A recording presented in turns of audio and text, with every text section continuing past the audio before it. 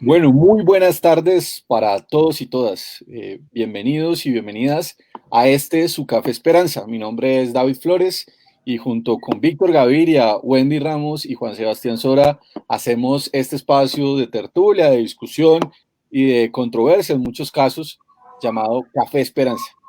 Pues bien, el tema que tenemos el día de hoy es un tema eh, que podemos decir es vigente, ha llamado la atención, pero que en realidad lastimosamente es una realidad, tenemos que decirlo con toda la claridad, es una realidad estructural, no solamente de América Latina, no solamente de Estados Unidos, en el continente americano, sino por supuesto también de Colombia.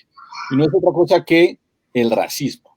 Todo esto a propósito del asesinato de George Floyd en Minneapolis, en los Estados Unidos, que ha generado enorme rechazo y manifestaciones masivas en ese país, en los Estados Unidos, al comprobarse y al evidenciarse mediante una grabación que 4 hombres blancos de la policía de Minneapolis ahogaron y asfixiaron a un hombre que ciertamente todos y todas recordamos tristemente ese sonido agónico cuando dice que no puede respirar, no puedo respirar, no puedo respirar.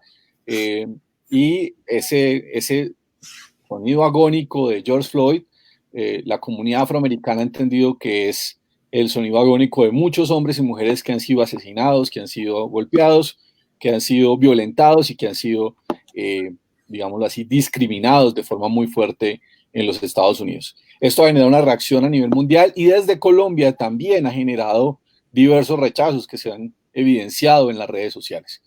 Y esto está muy bien. Por supuesto, quienes hacemos este café nos sumamos a esa ola de rechazos, condenamos el asesinato de George Floyd, pero también queremos preguntarnos por qué nos causa tanta indignación un asesinato en los Estados Unidos, pero no nos causa la misma indignación de un asesinato y de los múltiples asesinatos que sufre no solamente la comunidad afrocolombiana, sino también los pueblos indígenas en nuestro país. Parece ser que uno de los rasgos más claros de nuestro propio colonialismo es que rechazamos en Estados Unidos lo que en Colombia avalamos, muchas veces mediante un silencio, al parecer, cómplice.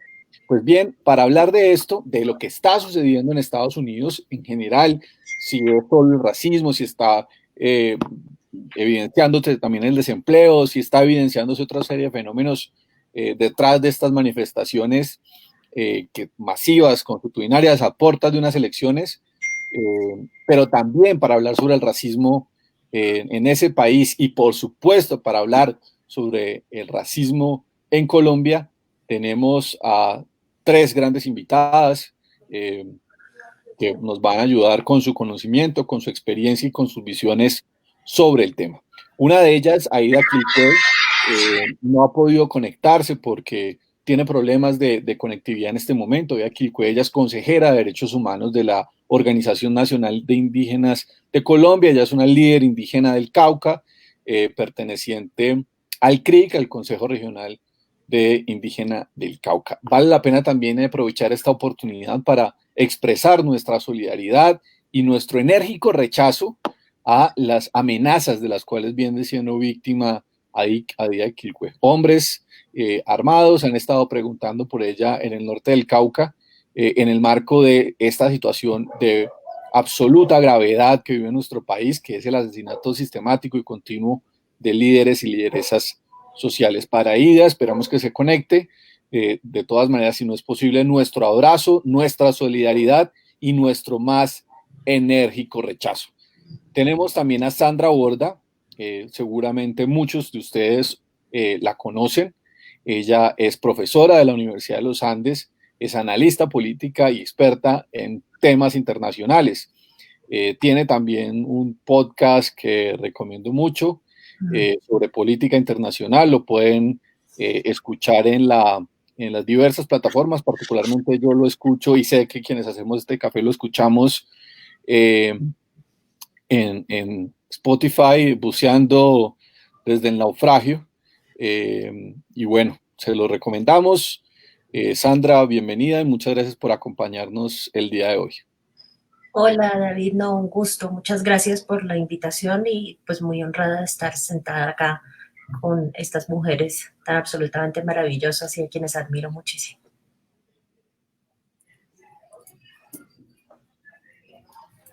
Bien, así es, las admiramos mucho. Y quienes hacemos este café, yo debo decir que en mi caso particular me siento muy, muy, muy contento de tener a Piedad Córdoba al día de hoy acá. Yo la quiero mucho. Le estaba diciendo ahorita a Sandra que la conozco desde que tengo más o menos 17 años, que tuve el enorme privilegio y el honor de compartir vocería de la Marcha Patriótica con Piedad Córdoba. Buena parte de lo que soy, de lo que aprendí y de lo que quiero seguir aprendiendo, se lo debo a esta mujer que también se da la oportunidad para reconocer su enorme valía por la paz de este país, por los derechos de las minorías, bueno, no de las minorías, de muchas de las causas de este país, causas que mucha gente no se atrevía en un momento a defender, entre ellas la paz y el diálogo político. Piedad Córdoba lo defendió en el peor de los momentos. Hoy es más fácil hablar de paz. Hoy todo el mundo se sube en el bus de la paz y eso está muy bien, pero cuando nadie quería hablar de paz, por allá en lo más, cuando Uribe se encontraba en el mejor de sus momentos, cuando estaba el pleno auge de la seguridad democrática, una mujer valiente, una mujer con mucho amor, decidió recorrer todo este país, sacrificar de su tiempo, de su tranquilidad para conseguir la paz de Colombia. Para quienes hacemos este café en nombre propio, es una enorme alegría, es un orgullo tenerte aquí hoy, negra. Piedad, Piedad es ex senadora de la República, fue, negra, ¿cómo se llama eso? Presidenta es el cargo del Partido Liberal. Directora. Fuiste directora del Partido Liberal, que cuando tú ganaste se inventaron ahí una marrulla para que hubiera una dirección colegiada, vocera nacional de la Marcha Patriótica y una incansable mujer luchadora de este país, y podríamos decir muchas más cosas sobre Piedad, sobre Sandra y bueno, de verdad, pues vamos entonces en materias. Quería hacerle de verdad este homenaje a Piedad, Sandra. Yo sé que tú entiendes Claro que sí, por supuesto. esa realidad. Bien, entonces empecemos por Estados Unidos, porque estamos viendo manifestaciones enormes ahora a propósito del entierro de George Floyd, pero antes, toda esta semana, no solamente en Minneapolis, sino ya en buena parte del territorio de los Estados Unidos, enfrentamientos muy fuertes con la policía, declaraciones muy fuertes de Donald Trump, pero bueno, no quiero hablar más un poco sobre eso, iremos profundizando, o yo no quiero hablar en particular en este momento más sobre eso, quiero escucharles y después seguramente iremos intercambiando, pero quiero comenzar por Sandra. Tú que eres una estudiosa de los temas internacionales, de los temas de la política norteamericana, ¿qué análisis ves tú? ¿Cómo estás viendo la situación? ¿Y qué es lo que hay detrás de estas protestas masivas en los Estados Unidos? Pues, digamos, yo quisiera empezar por contarles una cosa que puede parecer un poco anecdótica, pero que es como muy elocuente del tipo de situación y de lo particular de lo que sucedió, que ha hecho que las protestas en esta ocasión, a pesar de que es una práctica regular el abuso policial en contra de la población afroamericana, ¿qué es lo que hace que esta vez la gente se haya desencajado un poco más y haya sentido, digamos, el deber de salir a la calle como más sistemáticamente y de enfrentar y resistir esto con mucha más fuerza? Creo que es una combinación de factores, pero el primero, para que se hagan una idea del tipo de lugar que es Minneapolis. Minneapolis y el estado de Minnesota tiene un dicho que es muy famoso que se llama el Minnesota Nice, ¿no? Que es una cualidad que se le atribuye a los minnesotanos y es el de ser la gente más querida que usted se encuentra en Estados Unidos. Es una cosa absolutamente increíble. Yo hice mi doctorado en la Universidad de Minnesota y viví en Minneapolis 3, 4 años de mi vida, y siempre me impresionó eso. Usted camina por la calle y lo saluda a todo el mundo. Son todos extraños, pero todos lo saludan. Son gente que está muy dispuesta a hacer favores, a ayudar, tienen un tejido comunitario fuertísimo, y a simple vista pareciera, digamos que es gente que se la lleva muy bien la una con la otra, o por lo menos por eso son famosos en Estados Unidos. Pero una de las razones por las cuales ese tipo de relación social es posible es justamente porque es una ciudad tremendamente segregada racialmente.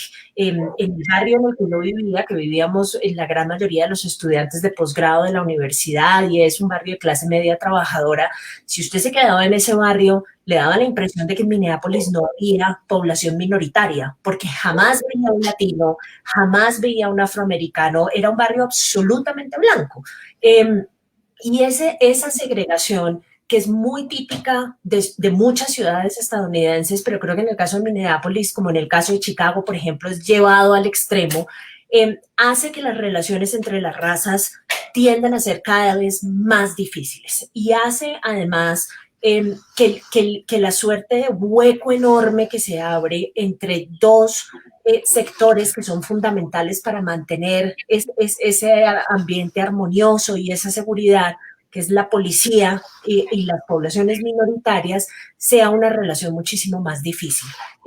La representante del NWCP, que es como la ONG encargada de la defensa de los derechos de los afroamericanos en Estados Unidos, decía que en múltiples ocasiones le habían advertido al gobernador y al alcalde de Minneapolis que si el maltrato policial y para ponerlo claro, el asesinato de afroamericanos por parte de la policía, que se había convertido en una práctica frecuente en ese estado, continuaba, iba a haber un momento en el que la gente no iba a resistir más, iba a haber un momento en el que la gente iba a explotar, porque no solamente es una ira producida por años y años y años de opresión, sino que adicionalmente es una situación en la que uno no encuentra una luz al final del túnel, porque ni siquiera durante la administración Obama se logró una reforma sustancial de las formas de operación de la policía en Estados Unidos para que estas prácticas se transformaran. Entonces, si le suman esa situación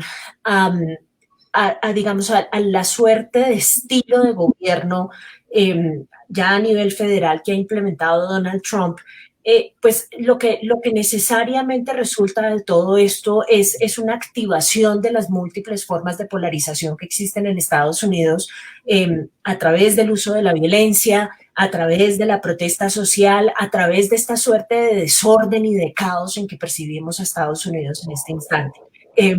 Lo vamos a poder hablar más tarde, seguramente. Yo digamos, tengo una perspectiva de la protesta social en general, pero particularmente en el caso de las reivindicaciones raciales en Estados Unidos, pues que entiende el uso de la violencia más como una herramienta que como una anormalidad de la protesta social y que además no es que esté intentando justificarlo, pero me parece que es importante entender de dónde surge, qué objetivos pretende cumplir y de esa forma poder engancharse y comunicarse con ese tipo de protesta, pues para producir algún resultado. Entonces, es una situación bien anómala.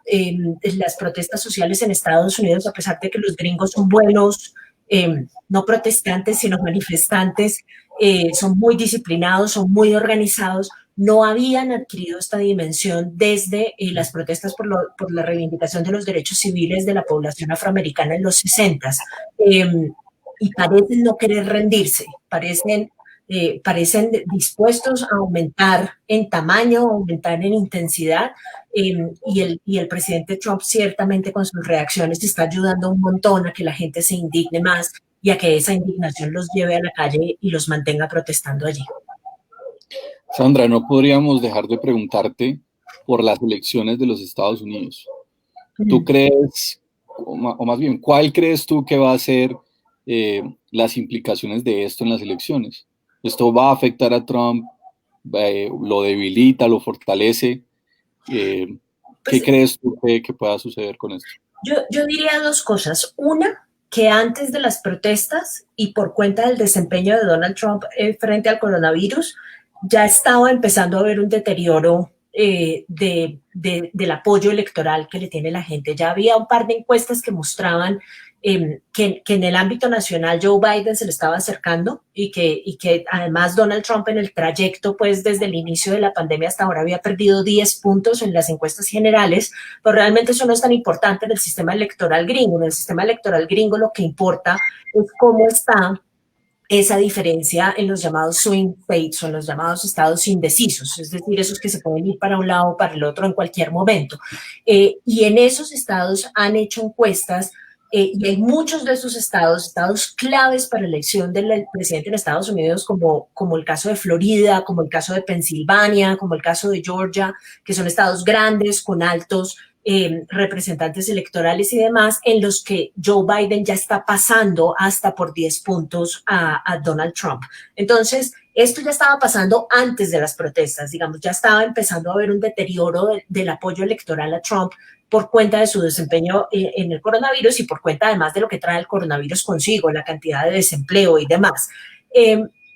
Todavía no es muy claro qué es lo que hacen estas protestas, pero esta mañana, para que nos vayamos haciendo una idea, vi una encuesta en la que le preguntaban a la gente si aprobaba o no aprobaba el desempeño de Trump en el manejo de la protesta social. Y ahí la cosa ya se empezó a ver mucho menos optimista para él, porque solamente un 36%, creo, apoya su gestión frente a las protestas, el resto no.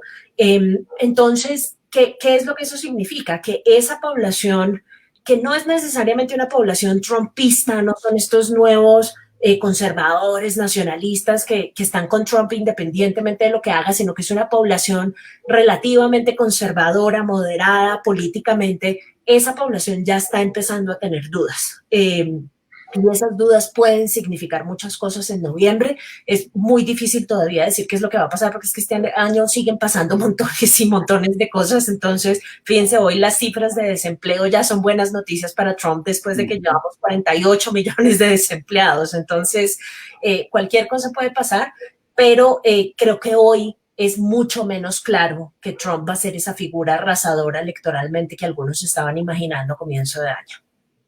Bien, Sandra Piedad, en tu condición de defensora de derechos humanos, de lideresa política, que también pues has tenido contacto con la sociedad norteamericana, ¿qué opinión tienes tú de lo que está pasando en este momento en los Estados Unidos? Esas masivas movilizaciones, esa expresión de la comunidad afroamericana en calles y en todas las protestas que se están presentando. Bueno, de todas maneras, David, muchas gracias por invitarnos a participar. Ya nos estamos acostumbrando a participar virtualmente, que al principio le daba uno como cierta cosa el no el roce, el no estar con la gente, bueno. Pero bueno, comparten mucho el análisis que hace Sandra, me parece muy interesante. Yo tengo que decir que he seguido muy de cerca por mi condición de afrodescendiente, varios de los procesos en el mundo y obviamente muy cercanamente de los Estados Unidos. Yo recuerdo que tal vez una de las movilizaciones más grandes fue la de Luis Farrakhan, que fue la marcha del millón, que es donde salió muchísima gente exigiendo precisamente el cumplimiento de los derechos civiles de los afrodescendientes. Esta fractura en Estados Unidos yo diría que viene de 1861 a 1865, cuando el norte industrializado acepta que se acabe la esclavización y el sur se va en contra. O sea, quería seguir manteniéndose en el negocio de la esclavización. Fue una guerra que duró de 1861 a 1865, donde termina ganando el norte industrializado, pero yo diría que esa fractura que se dio en ese momento sigue permaneciendo en los Estados Unidos. Yo he tenido, no de la misma manera que lo ha hecho Sandra, yo viví en Canadá y tuve mucha oportunidad cuando estuve en el exilio de compaginar con muchas de las organizaciones afrodescendientes de Estados Unidos, con el caucus negro en el Congreso de la República, y obviamente yo creo que en la fecha de hoy hay un hartazgo, porque cuando estuvimos cuando se dio el gobierno de Obama, recuerden que hubo una cantidad también de asesinatos y de violaciones a los derechos humanos que tienen que ver mucho con el sistema mismo, como actúa el sistema que permite realmente que este tipo de situaciones y de condiciones se sigan dando, hasta el punto que muchos de los encarcelados por delitos menores son afrodescendientes y con un número mucho minoritario de blancos, o yo diría que seguidos por latinoamericanos, pero que tiene mucho que ver con el sistema que impera, con el sistema que se desarrolla, que no permite realmente que este tipo de hechos se puedan no solamente evitar y reprimir, sino que efectivamente si haya desde la mujer, desde la Parker, cuando reclamaba el derecho a ser igual, se puedan seguir permitiendo. Ahora, Trump, que es un tipo racista, con todas las declaraciones que ha venido dando con relación a los mexicanos, con relación a los negros, a los latinoamericanos, pues obviamente que esto lo coge de manera sorprendente, de sorpresa, porque nunca se imaginó que el asesinato de George Floyd fuera a generar lo que se ha generado en Estados Unidos, que yo también creo que tiene mucho que ver con el rechazo a este asesinato y a muchos asesinatos, pero también pienso, Sandra, que tiene mucho que ver con la manera como ha gobernado, con la manera no solamente tan displicente, sino tan burda, como han tratado muchos de los temas que tienen que ver con el país mismo, y sobre todo, como ha hecho tan mal desempeño de enfrentar la pandemia del coronavirus. Pero indiscutiblemente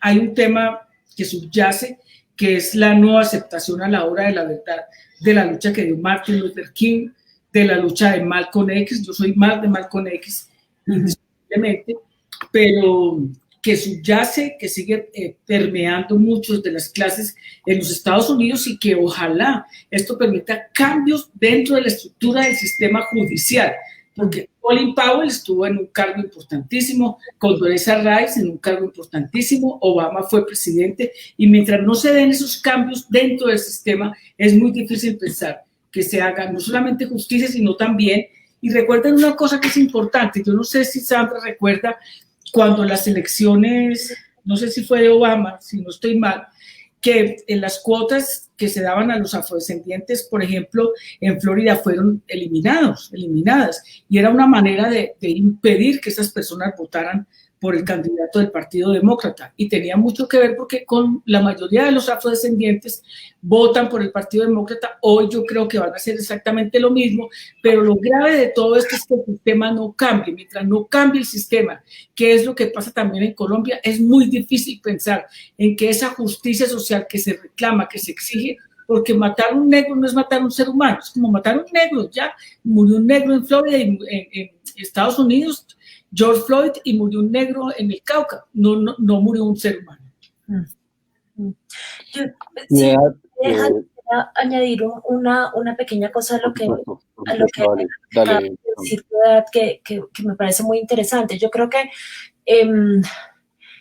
digamos, hay dos cosas que son fundamentales, y es que la violencia explícita, digamos, la violencia física que extermina al otro, es como la punta del iceberg en materia de discriminación, no solamente en Estados Unidos, sino en todas partes.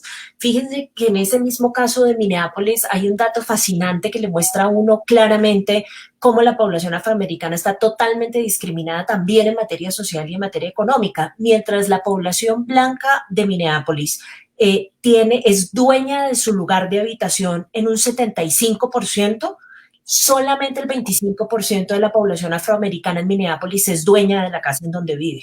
Entonces, eso ya le da a uno una idea muy clara de todo lo que está por debajo de estas formas de discriminación que terminan manifestándose, digamos, en las formas más brutales, pero que tienen una base enorme que es preciso combatir. Y totalmente de acuerdo, creo que el sitio por donde tiene que empezar la reforma, pues ese sitio es dificilísimo, tiene que ver con el Poder Judicial y con la policía, obviamente. En estos días estaba escuchando un podcast que les recomiendo muchísimo del Daily, del New York Times, en donde explicaban cuál es la razón, por ejemplo, por la cual es tan difícil echar a un policía que ha cometido un acto de brutalidad en contra de un ciudadano. Dificilísimo. Normalmente lo que pasa es que el jefe de policía, como pasó en el caso de Minneapolis, los echa al día siguiente, y entre el Poder Judicial y entre el sindicato de policías siempre se encargan de que a esa persona se le retorne su puesto y que los procesos disciplinarios se mueran. Entonces, digamos, en este caso ha sido distinto porque obviamente es un caso que ha obtenido notoriedad nacional, pero fíjense que las primeras penas que se impusieron fueron también muy bajas. Entonces ahí se necesita un montón de trabajo enorme. Sí, recordemos que si no es por la presión ciudadana, estos policías no son capturados, y como diríamos los abogados, la ecuación típica, que finalmente no es otra cosa el delito, y la calidad en el delito que se les imputa, pues era absolutamente leve, ¿no? Era homicidio accidental. En tercer grado y ya van en segundo. Entonces, bien, tenemos a Aida Quilcue, afortunadamente se pudo conectar vía telefónica, no tenemos video con ella. Aida, ¿tú nos escuchas en este momento? No, parece que no. Bueno, vamos a seguir intentando comunicarnos con Aida para tenerla con nosotros, pero tanto Sandra como Piedad hablaban de algo muy importante y se referían, y retomo palabras de Piedad, al racismo como un sistema, es decir, hubo un presidente negro. Ahí, así es. Aida, ¿nos escuchas? David, ya ella está ahí al teléfono. Sí, por eso estamos intentando. ¿Ella nos escucha en este momento? Sí, sí. Pero se escucha lejísimos.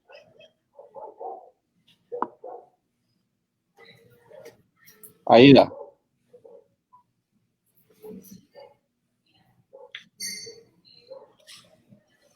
Bueno, vamos a intentar resolver la conexión con Aida, pero les estaba preguntando que particularmente Piedad hizo mucho énfasis en que bueno, hubo un presidente afro, Obama, ¿cierto? Estuvo Colin Powell, Condoleezza Rice y bueno, otros cargos importantes en la política de los Estados Unidos han sido, o cargos importantes han sido ocupados por afros, pero el sistema, digamos, y en esta concepción me parece importante ahondar, la... Sí, Víctor, creo que es mejor que reintentemos porque no se escucha. Listo, hagamos una cosa, estoy intentando mejorar acá la conexión.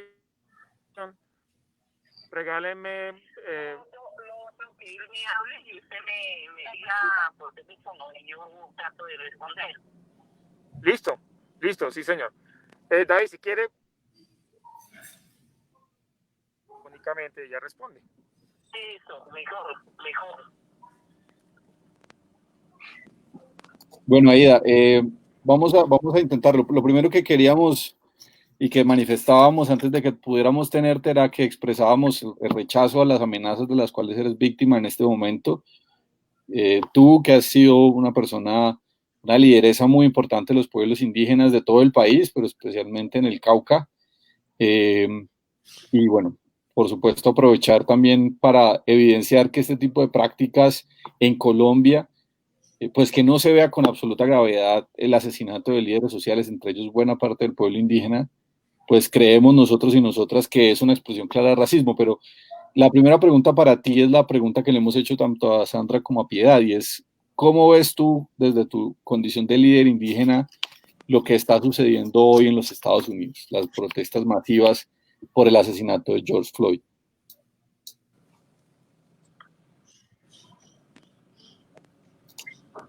¿Se escuchaste, Aida?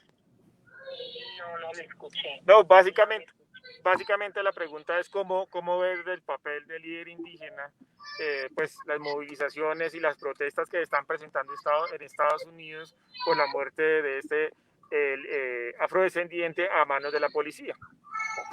Ya. Bueno, en primer lugar, no sé si allá sí me escuchan. Sí. David, ¿sí la están escuchando? Sí. Sí, la están escuchando. Bueno, quiero saludar a Pilar, a cada uno de los organizadores y a quienes me escuchan en este momento. Primero, creo que los liderazgos en el marco indígena hemos permanecido siempre en el ejercicio de la lucha, de la reivindicación, de la resistencia, pero también en la orientación y la acompañamiento permanente de nuestras comunidades. Igual los liderazgos sociales, que cada uno tiene una tarea de reivindicar por forma constante, no solamente en Colombia, sino en Latinoamérica y el mundo, las formas de discriminación, de criminalización que se ha hecho no solamente a la protesta o a la movilización o a las mingas, sino las formas como se ha visto. No solamente, yo diría que no es solo una discriminación, sino un odio estructural que se ha ido sembrando en una sociedad, entre comillas, que maneja el país o los poderes en el mundo. De hecho, las movilizaciones que han dado en marco de una pandemia como la que ha ocurrido en el mundo y la que ocurre en Estados Unidos, es muy importante que se haya desarrollado y que nosotros como pueblos indígenas y organizaciones sociales también acompañamos esa movilización.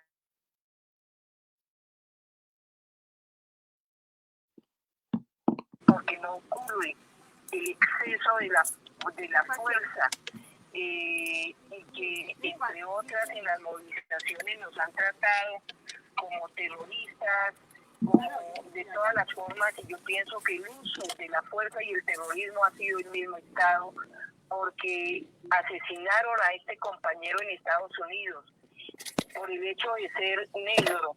Lo mismo pasa en Colombia, la forma como nos tratan a los indígenas, pero tratan también a muchos vendedores de las calles ambulantes, a los ancianos. Aquí no importa si es mujer, sino cómo la fuerza pública no está preparada en su gran mayoría en las ciudades para tratar a la población y brindar la verdadera seguridad que dice la Constitución Política de Colombia. Yo creo que aquí en Colombia debe implementarse con mucha fuerza la formación o cambiar la forma de pensar frente a la población y a la sociedad en Colombia.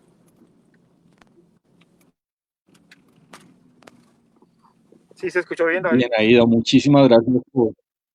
Sí, se escuchó. Consideramos vital tener la voz de Aida por su condición de mujer indígena, de un pueblo o de varios pueblos, que son varios pueblos, los pueblos indígenas colombianos que son víctimas de un racismo estructural del que veníamos hablando. Quería retomar la pregunta que estaba haciendo ahorita y es, voy al grano, ¿qué tan imbrincado está el racismo en la sociedad norteamericana? O sea, ¿cómo se expresa eso en la realidad política, en la realidad social? Piedad planteaba algo muy importante y es que en buena medida hasta una guerra civil, ¿cierto? Es decir, esto no es un asunto cualquiera en la realidad norteamericana y sabemos que la guerra civil, y Piedad misma lo decía, pues no fue solamente por el esclavismo, pero también fue por el esclavismo. Entonces, ¿cómo ven ustedes eso? Y me parece que el caso norteamericano, porque hemos visto películas, hemos leído libros, canciones que influyen mucho en la formación de la cultura colombiana, pues es a veces que es paradójico y además debe ser muy crítico el asunto de que es más fácil ver como el racismo estructural, como sistema de dominación, una expresión clara del colonialismo en los Estados Unidos y a veces no tanto en Colombia. ¿Cómo ven ustedes eso en otras manifestaciones más allá de la violencia policial? Si quieres empezamos por Piedad y después por Sandra.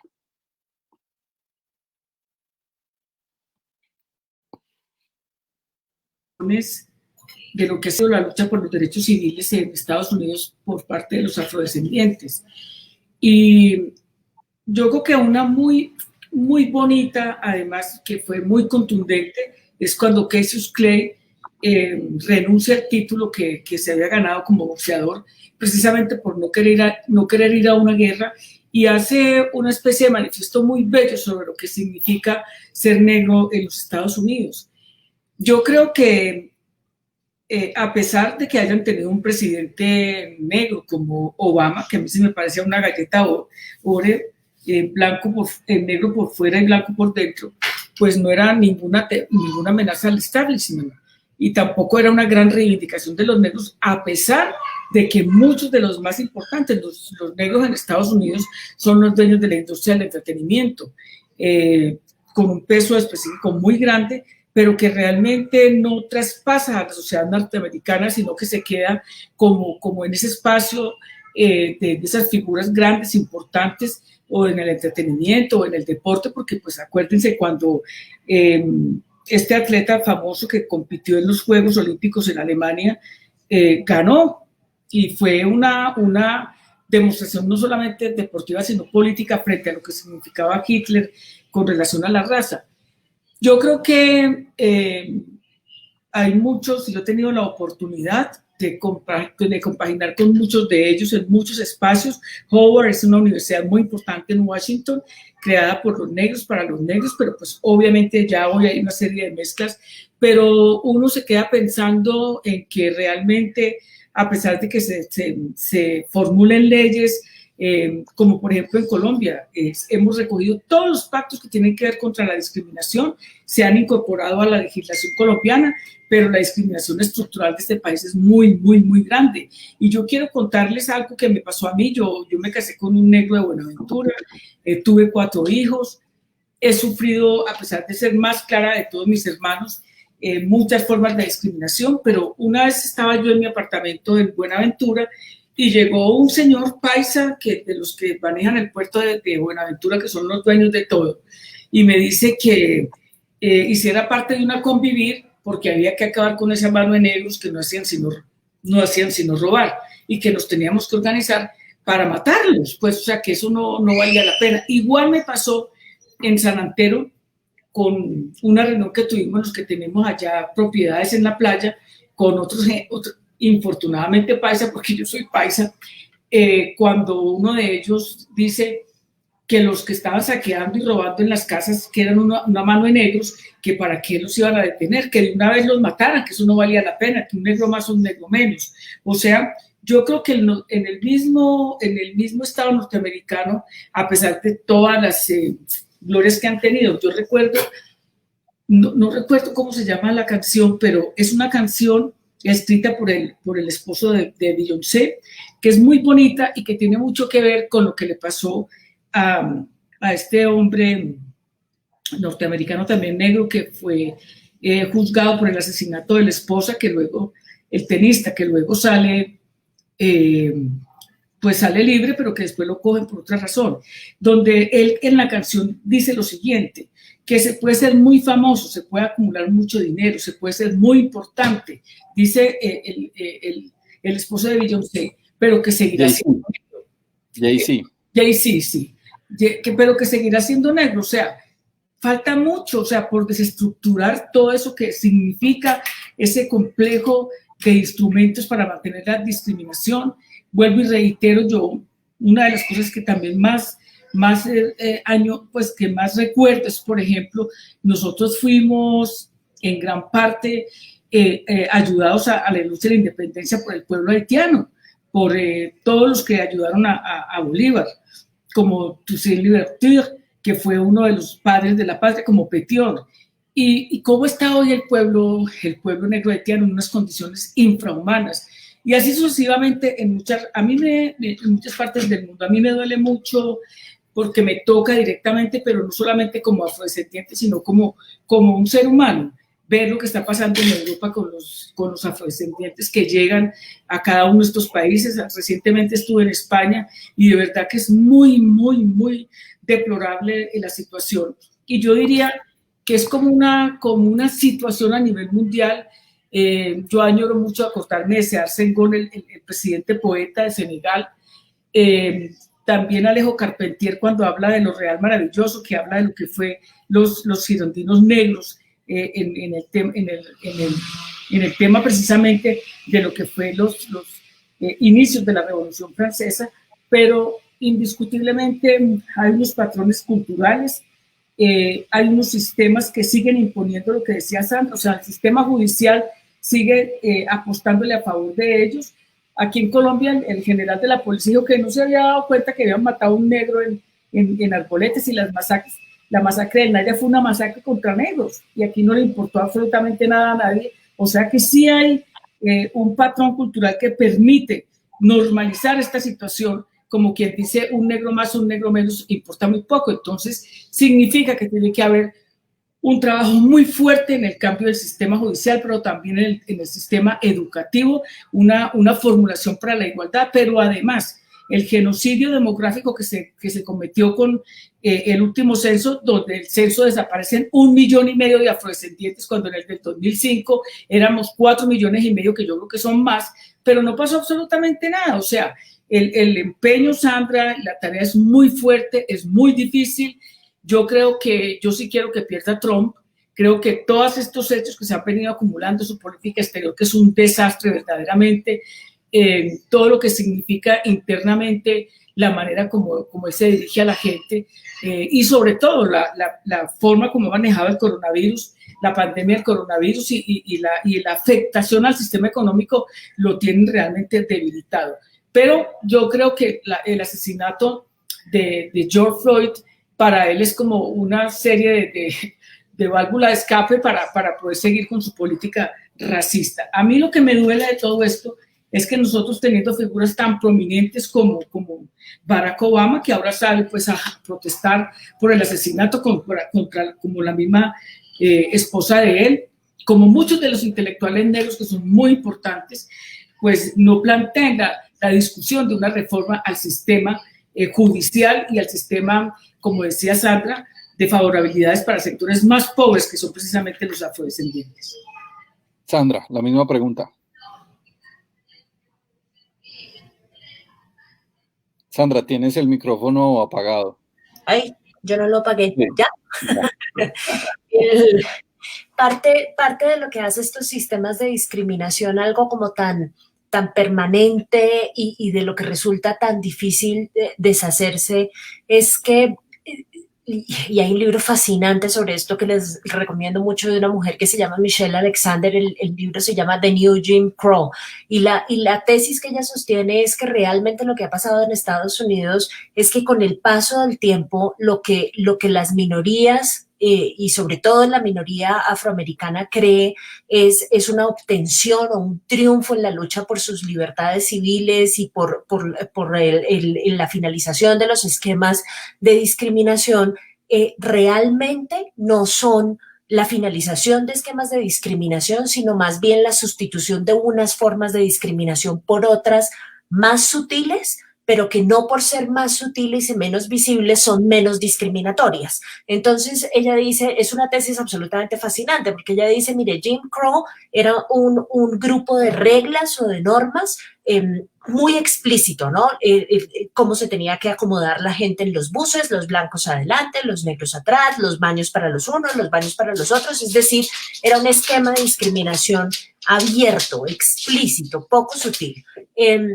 Y después de las protestas de los 60 por los derechos civiles y demás, lo que empieza a ocurrir es que esa forma particular de discriminación, claro, empieza a desaparecer, pero se empieza a sustituir por otras formas de discriminación que es mucho más fácil de disfrazar de ciegas en materia de color, como dicen los gringos, ¿no? De color blind. Entonces, ¿qué pasa, por ejemplo, con el sistema carcelario? La lucha contra las drogas. Ella dice, la lucha contra las drogas en Estados Unidos es la nueva forma de discriminación y la nueva forma de control social de los blancos sobre la población negra.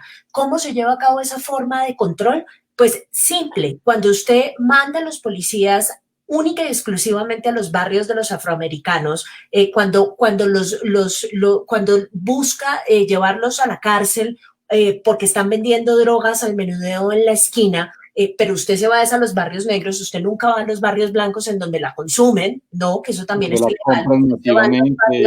Usted se va a los barrios negros donde está la cosa al menudeo.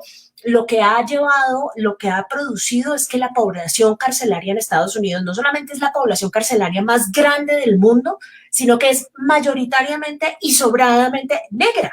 ¿Y qué es lo que sucede con eso? Que así las personas paguen sus penas, cuando salen de la cárcel ya están inmersos en un sistema de discriminación socioeconómico del que es muy difícil recuperarse, porque les cuesta mucho trabajo conseguir empleo. Un ex convicto en Estados Unidos no lo emplean tan fácilmente, mucho menos si es afroamericano. El conseguir empleo, el que resulte tan difícil conseguir empleo, los mete en una situación socioeconómica en la que los hace mucho más proclives a reincidir en los crímenes o los sume en la pobreza. Y eso sin hablar de qué es lo que sucede con las familias cuando la gran mayoría de estos hombres jóvenes terminan en la cárcel y terminan sometidos a unas penas enormes por cuenta de unos delitos que son básicamente infames y unos delitos relacionados con una guerra contra las drogas de la que nadie está convencido en ninguna parte del mundo. Entonces, ella lo que sugiere, y yo creo que eso es un argumento bastante persuasivo, es la guerra contra las drogas es una excusa para profundizar los sistemas de discriminación y los sistemas de control social sobre las poblaciones minoritarias. Y hasta que no terminemos con esta forma de pelear la guerra contra las drogas, no vamos a poder darle las mismas oportunidades en materia socioeconómica a la población afroamericana para que esté en condiciones de tener empleos como los que tienen los otros grupos sociales, de acceder a la educación, de donde ya sabemos que están bastante discriminados también, y en general no vamos a poder producir un cambio que haga, alguien decía en estos días una frase magnífica a propósito del coronavirus, decía en Estados Unidos, cuando Estados Unidos estornuda, a la población afroamericana le da neumonía, porque cada problema que hay en Estados Unidos, el efecto de ese problema se triplica o se cuadruplica para la población afroamericana porque es mucho más vulnerable que el resto de poblaciones. Y hasta que no reconozcamos, digamos, toda esa como todo ese aparato, toda esa forma estructural de discriminación y de control social, va a ser muy, pero muy difícil avanzar, digamos, en el camino de una sociedad un poco más igualitaria y con oportunidades mucho más equitativas. Bien, nos vamos para Colombia, porque parece que nos es más fácil. No tiene micrófono, David, creo que quiere decir algo. Quiero decir algo. Yo quiero decir Dale, algo. Piedad. ¿Se me escucha? Dale, y nos vamos a preguntarte por Colombia. ¿Listo? ¿Se me Sí, te escucha? escuchamos. Bueno, no, quiero complementar lo que dice Sandra en el sentido de que recordar a Malcolm X. Malcolm X estuvo encarcelado precisamente por una de esas razones y él decía en el discurso a los estudiantes que una de las formas de acabar y de aplastar a la población afrodescendiente era volviéndola adicta y comprometiéndola con el tráfico. Es más, yo creo que pues es una cosa muy nuestra, muy caribeña, muy de latina, pero Daniel Santos es satanizado porque no quiso ir a la guerra. Ismael Rivera, uno de los mejores cantantes y expositores de la salsa, fue encarcelado por un pucho de marihuana. O sea, que esa supuesta lucha ha servido precisamente para llenar las cárceles de los Estados Unidos de la mayoría de negros. Entre otras cosas, creo que es importante... los militares gringos de Colombia. Es muy importante argumentar que el negocio en Estados Unidos, las cárceles son un negocio, son privatizadas, son concesionadas, que es lo que pretenden hacer en Colombia. Entonces, mientras más gente entre en la cárcel y más fácil a los negros, que son los más pobres, los más discriminados, los más débiles en toda la corriente sistémica, pues obvio que su negocio prospera. Así es, Piedad, nos vamos para Colombia y retomo algo de lo que decías y de lo que decía Sandra también. El narcotráfico es utilizado en los Estados Unidos para discriminar, perseguir a la población afroamericana en lo fundamental, aunque no se toca a los grandes negociantes, a los grandes beneficiarios del enorme y multimillonario negocio del narcotráfico, que están en lo fundamental en los Estados Unidos y en Europa, pero también en Colombia y en América Latina se ha utilizado esto desde los 90 como un propósito para intervenir directamente en nuestros asuntos políticos y en nuestra soberanía. Lo estamos viendo ahorita con la llegada de 800 tropas, comillas, asesores a Colombia. Entonces, ¿qué podríamos perfilarlo también como una suerte de discusión que valdría la pena también decirlo ahorita en este momento, de cómo en esa dimensión cultural del colonialismo, pues nuestras élites gobernantes han sido siempre sumisas ante los mandatos de los gobiernos norteamericanos. Pero quiero preguntarles sobre Colombia, sobre cómo creen ustedes, cómo evidencian ustedes la materialización del racismo en Colombia. Y digo simplemente tres datos para dejarlos allí, o más bien tres ideas. No es, se nos ha dicho, por ejemplo, que el coronavirus afecta a todos y a todas por igual, y no hay nada más falso que eso. Ya lo mencionaba Sandra ahora, las cifras de muertos en los Estados Unidos evidencian que este virus ha sido especialmente letal con quienes son más vulnerables, y oh sorpresa, son más vulnerables los afros, los latinos, los asiáticos, los musulmanes. Pues bien, lo mismo pasa en Colombia. El racismo estructural, la carencia de políticas públicas mucho más democráticas en el conjunto del territorio, pues hacen que hoy los territorios más débiles y los territorios con mayores vulnerabilidades para que el coronavirus se expanda a sus anchas, pues son precisamente donde viven los pobres, pero también donde viven los pueblos afrocolombianos y donde viven los indígenas. Lo que sucede en el Amazonas es absolutamente gravoso. ¿Sí? Y el lugar donde la tasa de contagios más rápida en Colombia hoy es Buenaventura. El ministro de Salud hoy, yo no sé cómo puso un tema que me pareció escabroso, celebró que por fin después de 30 años llegaban las primeras unidades de cuidados intensivos al departamento del Chocó. Y evidentemente eso es racismo, pero ustedes que lo han vivido, que lo han estudiado, que han luchado contra eso, pues quiero escuchar su opinión. Tenemos a Aida Quilcue, yo sé que es un poco difícil por la conexión, pero precisamente por escuchar la importante voz de los pueblos indígenas y de ella, pues vamos a hacer este esfuerzo para poder escuchar su opinión. Entonces, Aida, ¿cómo ves tú y cómo se evidencia y se sufre el racismo en Colombia, especialmente contra los pueblos indígenas?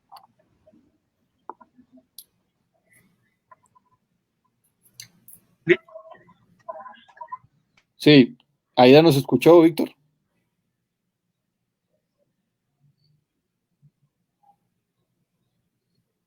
No, parece que no.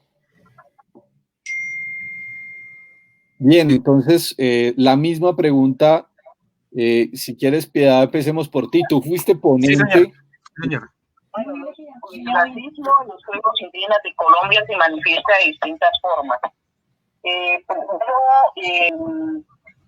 Yo pienso que empieza por el gobierno colombiano y el desconocimiento de los derechos y a pesar de que está estipulado en la Constitución Política de Colombia, no se atiende de manera diferencial o simplemente no se revisa la normatividad que está vigente en el marco de lo que corresponde a la atención en términos diferenciales étnicos o indígenas.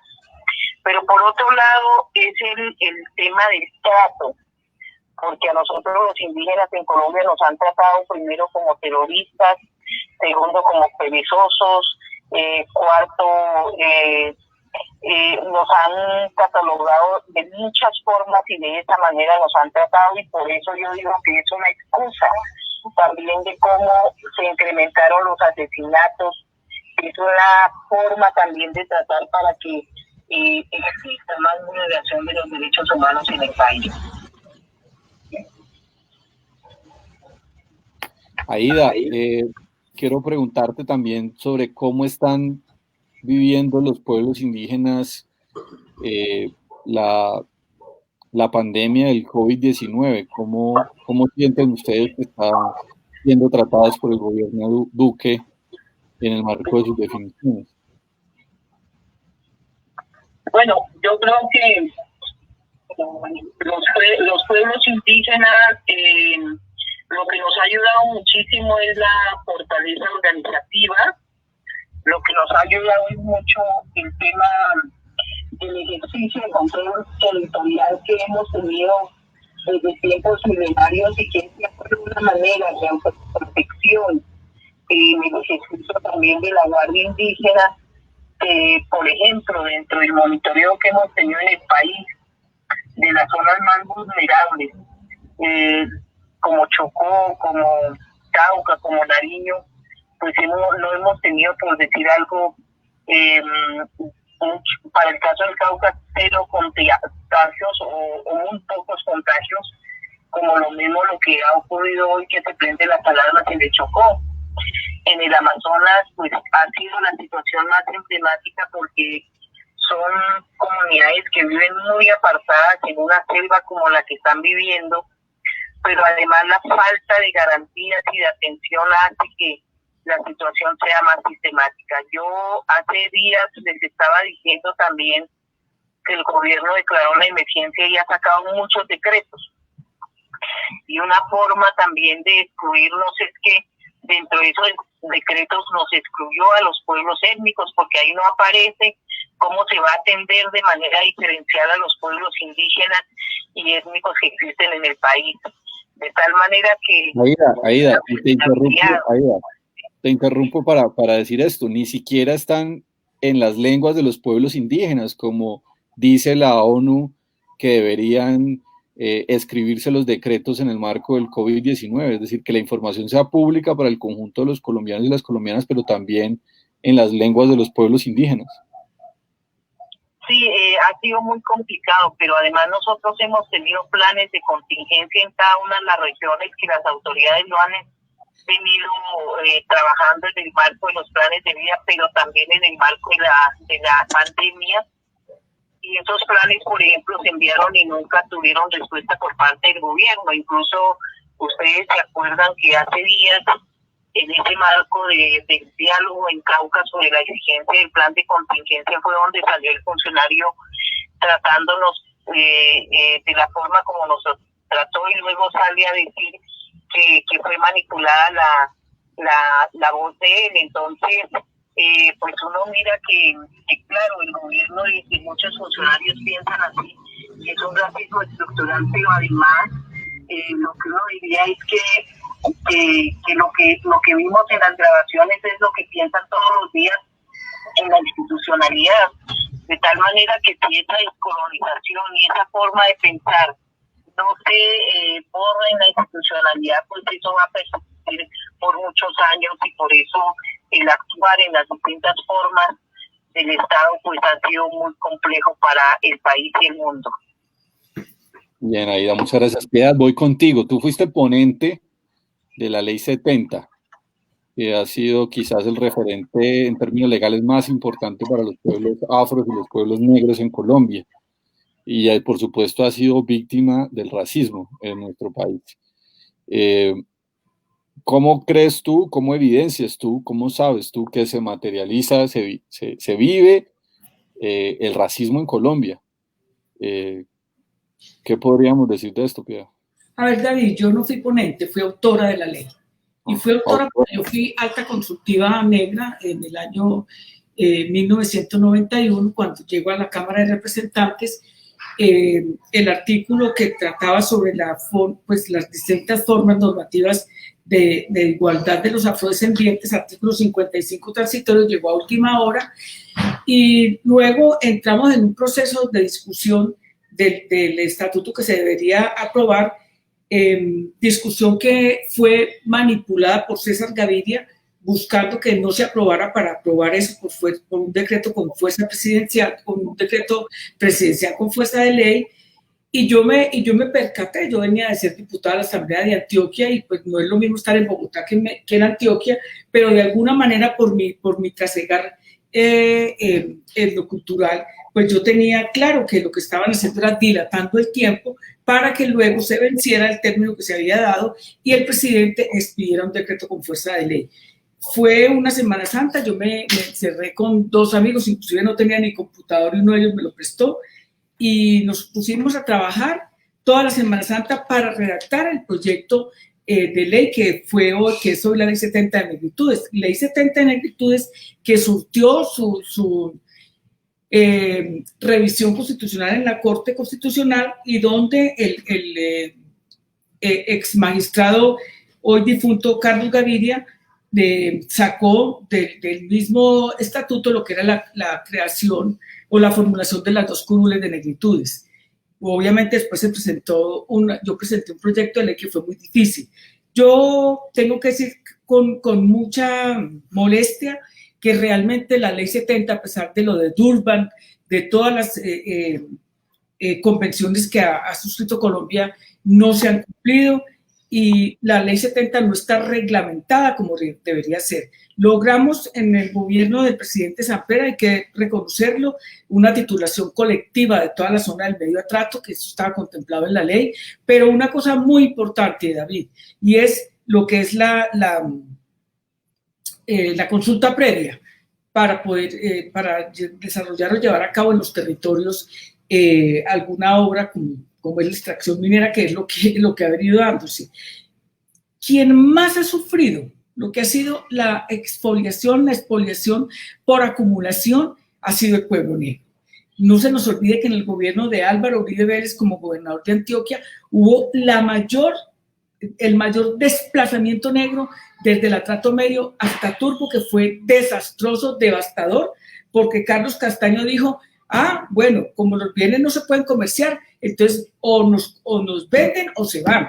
Y la gente salió desplazada, pues fue una cosa aterradora, realmente increíble, una masacre, y sobre todo, como las cifras han dado cuenta, el 12.3%, casi el 13% de los desplazados internos son afrodescendientes y el 98% de ellos viven bajo la línea de pobreza. Entonces, a pesar de que nosotros, y ha habido unos intentos de modificar la ley 70, cuando yo estuve en el Senado, yo me enfrenté muy fuertemente a Uribito, ministro de Agricultura, porque quería tumbar la consulta previa para permitir las grandes explotaciones en la región.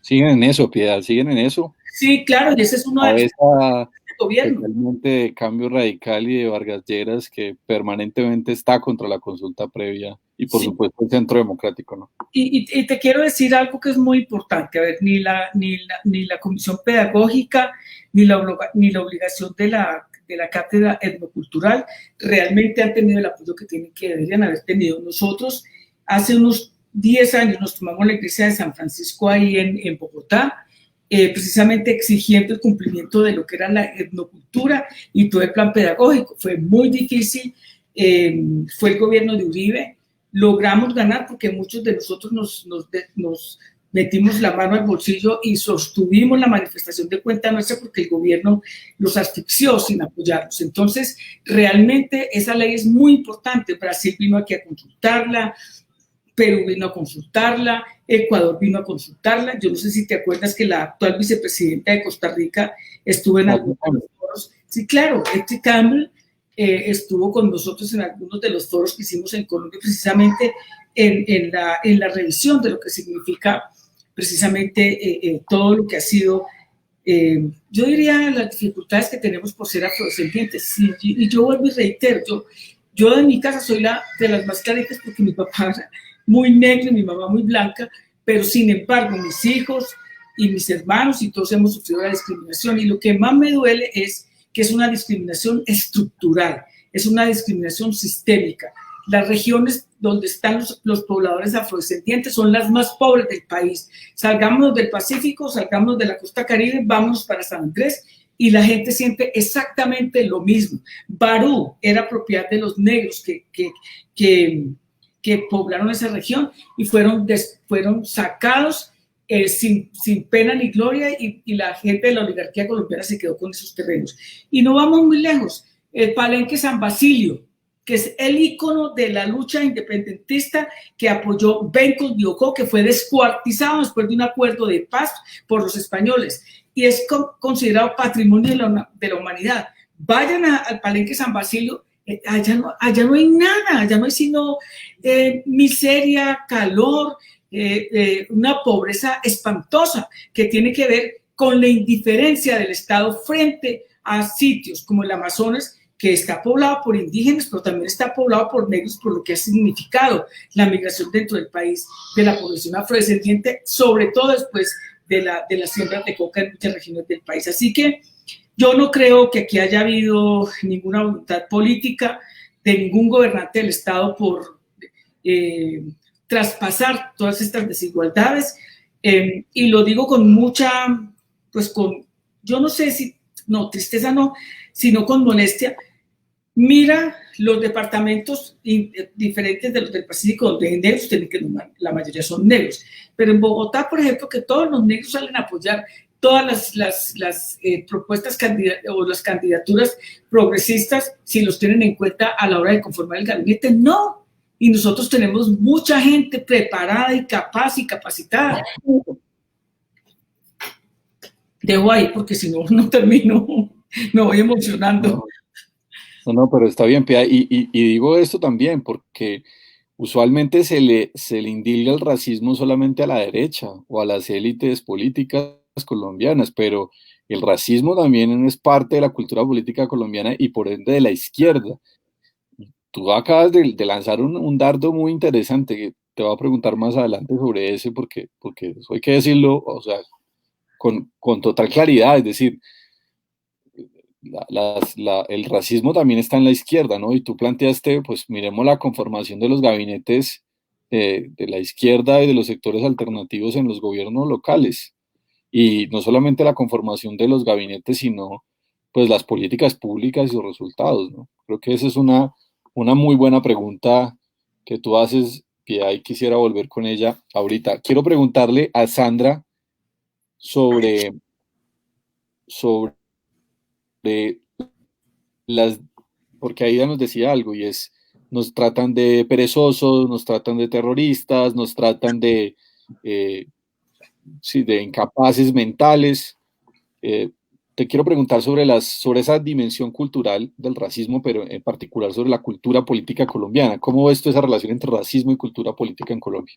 Yo creo que aquí hay un fenómeno bien interesante que además, interesante y preocupante, por supuesto, que además es un fenómeno que se traslada a todo el escenario de la preservación de los derechos en Colombia, pero que se hace particularmente acuciante en lo que tiene que ver con los derechos de las minorías. Seguramente que si ustedes oyen hablar a los expertos legales fuera de Colombia, todo el mundo vive como muy asombrado porque la legislación colombiana en materia de derechos indígenas, la Constitución del 91, se constituyó por mucho tiempo en la región como un ejemplo a seguir. La Constitución del 91 en su momento era el modelo pues de construcción de normas a nivel constitucional para el respeto a los derechos de los indígenas, y en América Latina esto fue, hay pilas de literatura desde el derecho y la ciencia política escrita sobre este tema. Y sin embargo, estamos, y esto es como súper colombiano, ¿no? Tener unas normas sofisticadísimas y súper progresistas y realmente quedarnos muy atrás en el cumplimiento de esas normas y como lo sugieres, en el proceso de transformar, digamos, la cultura política para acercarse mucho más a ese ideal de normas que creamos. Todo pareciera indicar que nos quedamos contentos con el contenido de las normas y que hacemos muy poco para transformar comportamientos sociales para hacerlos más compatibles con esas normas. Y eso, digamos, es una estrategia política que han seguido las élites en Colombia de una forma que yo creo que ha sido bastante eficiente, porque cada vez que hay un reclamo en la comunidad internacional por problemas relacionados con derechos humanos, la respuesta del gobierno colombiano es, pero no, mire, si tenemos una normatividad absolutamente acorde y absolutamente compatible con las normas internacionales de respeto a los derechos humanos, si hemos suscrito cuánto tratado y cuánto acuerdo internacional hay en materia de derechos humanos y en materia de derechos de minorías. Lo que pasa es, siempre dicen las élites en estos foros internacionales cuando se les presiona por estos temas, que el Estado colombiano es un Estado débil y que necesitan tiempo, que necesitan un compás de espera para acercarse cada vez más a ese ideal que se han propuesto, de esas normas del respeto a los derechos, pero que les tengan paciencia, que por favor con lentitud. Y con ese cuento han tramado a la comunidad internacional desde hace décadas. Y no han permitido entonces que los organismos internacionales sean mucho más efectivos a la hora de presionar al gobierno nacional para que el cumplimiento de esas normas se haga una realidad. Entonces, es un doble juego que es todavía más peligroso que el otro juego más explícito, que es decir, no, nosotros no creemos en el respeto al derecho a las minorías y nos vamos con toda.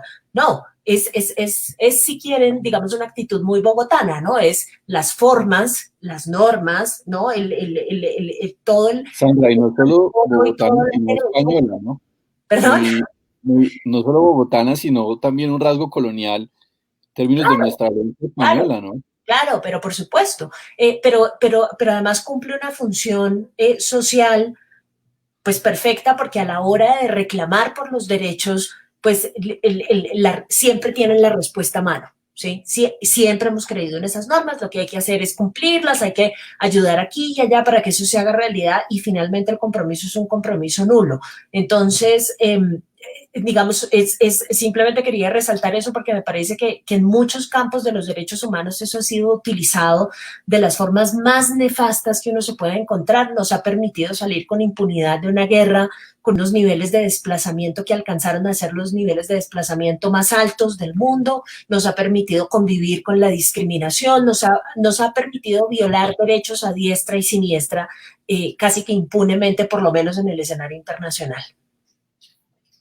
Alessandra, tú entiendo tienes que salir, ¿cierto? Y me disculpo, me gustaría quedarme un rato, es que ya tenía un compromiso y estoy haciendo una cosa terrible, que es juntar cosas en la agenda por cuenta de que siempre estoy sentada enfrente del computador y no calculo bien. Todos nos ha pasado en este momento, pero un minuto, una canción, un libro, un programa, ¿qué ve y qué escucha y qué lee en sus pocos ratos libres, Sandra?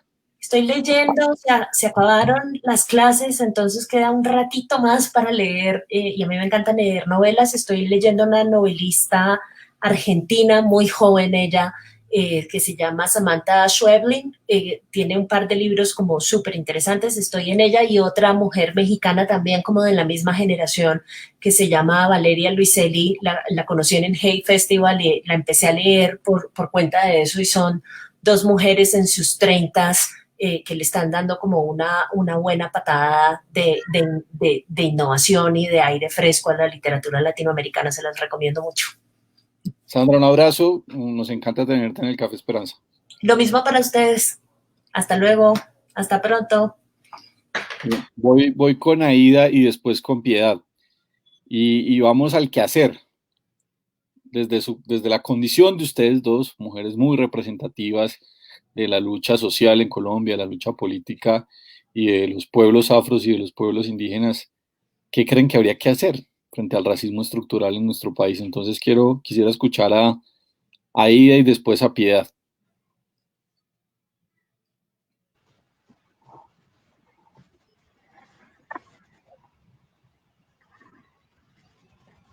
Ya vengo del poder.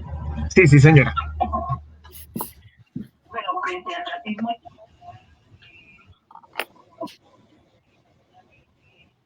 Se escucha muy lejos. muchas de las luchas que se han dado, existen las normas y las frente al reconocimiento de los pueblos étnicos y en particular los pueblos indígenas.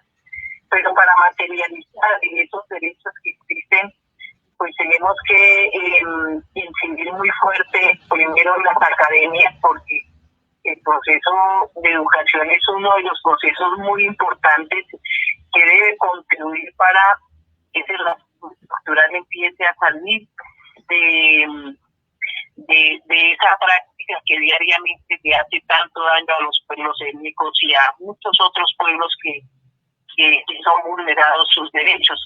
Por otro lado, yo creo que los mecanismos de civilización, pero también de movilización, tienen que ser uno de los elementos importantes para seguir combatiendo el proceso del racismo. La denuncia, la internacional y los caminos que siempre hemos explorado de manera histórica tiene que seguir siendo parte de ese proceso de la superación de ese racismo xenofóbico que se ha dado en el país y el mundo.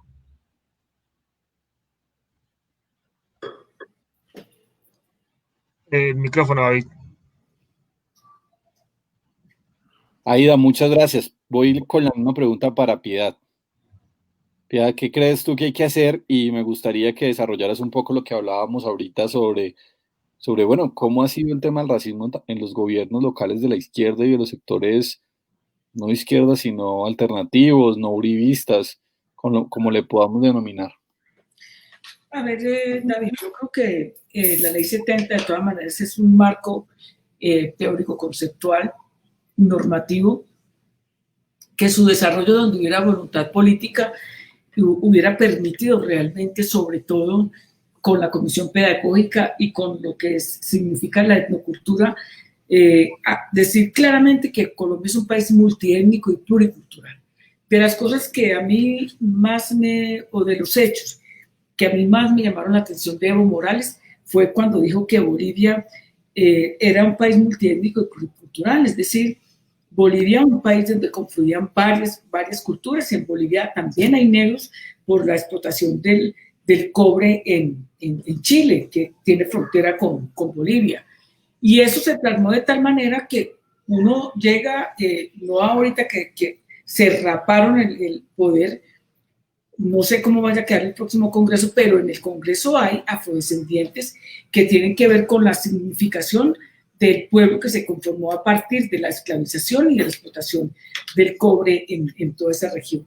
Yo creo, David, muy firmemente que tiene que llegar un gobernante que tenga conciencia política clara de que somos un país multiétnico y pluricultural. Yo, de las cosas que a mí más me han erizado, es cuando la señora Paloma Valencia, que ahora queda en el Consejo Nacional de Paz, dijo que dividieran el Cauca, que el Cauca norte para los negros y para los indígenas y el resto para ellos, es decir, en una actitud secesionista, pero además que implica y además deja ver claramente la actitud racista, colonial, imperialista a la hora de la verdad, frente a una región que se ha constituido con negros y con indígenas, que son los que han poblado esa región. No se nos olvide que uno de los... También diciendo como el norte, váyanse ustedes para la alta montaña y yo me quedo con las mejores tierras para seguir metiendo caña, para seguir en el latifundio. Claro, totalmente. Y entonces tener a los indígenas y a los negros de esclavos de ellos. Entonces, así no se construye nación, así no se construye país, porque efectivamente los negros no llegaron aquí de turismo, llegaron esclavizados, pero también hubo mucha gente nuestra, que como el almirante Padilla, que acompañó a Bolívar en la lucha independentista, como muchos de los que en el Cauca dieron la pelea alrededor de la lucha independentista del Libertador para lograr la independencia. Pero bueno, eso no está contado en la historia oficial de este país, ni tampoco lo que significaron los indígenas precisamente en esa lucha independentista. Tiene que haber, no un historiador de presidente, porque no se trata de eso, tiene que haber alguien que tenga la voluntad clara de que este es un país multiétnico y pluricultural. Yo te voy a poner un ejemplo bien sencillo, David, de lo que significa arrasar con una región. Medellín no es una región cafetera. Medellín se vuelve cafetera a raíz de los intereses de los cafeteros, porque todo el café salía para Barranquilla. Entonces montaron los hilos de café en Medellín y Medellín se volvió cafetera. ¿Qué significó eso para los chocoanos? Parece mentiras, pero el Chocó se conecta con Urrá, con toda esa región, por Urrao, y por ahí salía toda la mercancía para Barranquilla, pues mucho más cerca que ir hasta Barranquilla. ¿Qué decisión tomaron? Que fue una decisión política nefasta para el departamento del Chocó, que acabaron con la navegabilidad del río Atrato. Al acabar con la navegabilidad del río Atrato, mataron al departamento de Chocó y sobre todo a la ciudad de Quibdó, y la subieron en la más profunda pobreza. Hay relatos de la época muy importantes, muy interesantes, que dan cuenta de lo próspero que era el municipio de Quibdó, pero cuando llega esta decisión del gobierno central, mutilan y acaban con el departamento. Y hoy, para acabar de completar con todas las decisiones que se toman frente a la explotación minera en el departamento, y con razón la Corte Constitucional declara al río Atrato como un sujeto de derechos, pero tiene que ver precisamente con todas esas decisiones que se han tomado por fuera, que no tienen nada que ver con la complejidad de lo que significa un país multiétnico y pluricultural. Yo con mucha, pues, sinceramente que me molesta, pues, ver que muchos de los que se dicen progresistas, alternativos, no tienen en sus gabinetes absolutamente ningún afrodescendiente. Y, por ejemplo, no tengo nada que sentir con la persona que está en la Secretaría de Negritudes, porque además esas secretarías se crearon a instancias mías como legisladora en todos los departamentos del país. Pero es increíble que en Bogotá no haya ningún afrodescendiente que pueda ser secretario de Negritudes, sino que tienen que adoptar otra persona que parece ser muy competente y muy de todo, pero obras son amores y no buenas razones. Si hay hechos claros, son mucho más contundentes, mucho más claros que la retórica. Decir que si voten por mí porque soy el mejor, porque soy la mejor, pero ustedes son negros y ustedes se quedan allá en compartimiento estanco. Entonces, yo creo que no solamente la derecha, sino la izquierda también ha sido racista, excluyente y muy en contra de un país multiétnico y pluricultural. Bien, negra, eso es súper importante, o sea, sabes que hemos trasegado por el camino del movimiento social de la izquierda y también tenemos que ser nosotros y nosotras los primeros críticos y críticas de esa realidad y comparto plenamente tu afirmación. La izquierda también ha sido profundamente racista y no puede haber proyecto transformador, renovador, si no se cambian ese tipo de concepciones y no se asumen políticas públicas para desmontar el sistema colonial y racista que también hace presencia en Colombia. Pues quiero saludar a las personas que se han conectado, gente de Barranquilla, de Bogotá, de Medellín, de Armenia, gente desde España, bueno, gente desde diversos lados, muchos saludos mandan para Piedad, para Ida. Queremos concluir, como siempre lo hacemos en este café, preguntándole a Ida y a Piedad.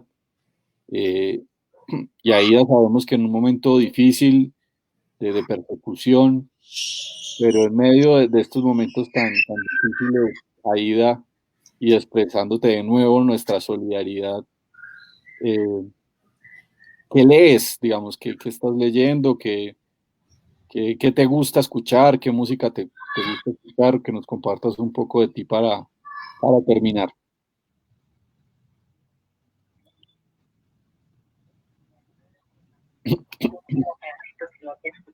Sí, no, básicamente lo que pregunta David es cómo cerramos todos los programas. En este momento, ¿qué estás leyendo? ¿Qué te gusta leer? ¿Qué te gusta escuchar? ¿Qué música te gusta escuchar? O ver en televisión. Es básicamente eso, como para conocer un poquito más de la persona invitada. Ya, primero agradezco a ustedes yo creo que no ha sido, no desde mucho tiempo nos hemos acompañado. Yo sé lo que le ha tocado a la doctora Piedad, como me ha tocado a mí, a muchos compañeros del proceso social. Hablar de los ¿Puedes hablar más bien? Porque estos días no han sido una excepción. Sin embargo,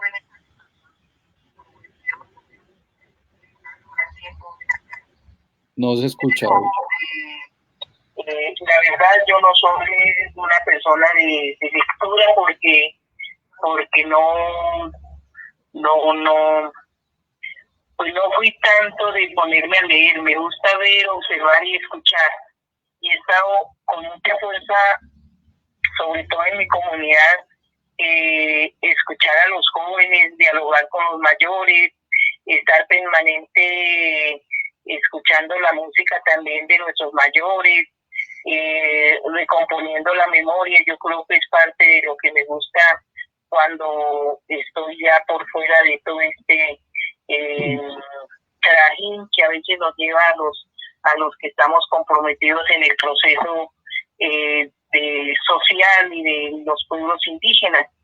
Pero más allá de eso, también me gusta hacer práctico el proceso de la espiritualidad, la ritualidad, y estoy muy permanentemente con ese proceso.